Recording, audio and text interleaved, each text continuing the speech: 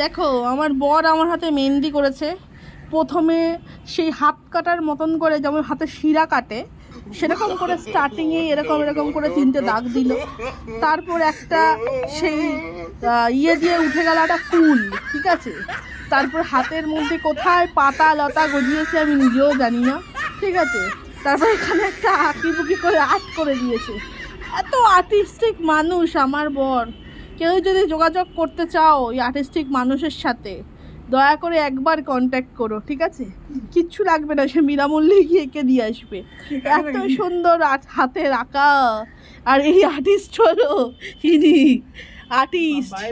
এইটা আর্ট, এইটা আর্ট আর সেই আর্টিস্ট। পচা ডিম ঝাঁটার কয়েকটা মুড়োর বাড়ি ছাড়া আর কিছুই জুটবে না এর কপালে।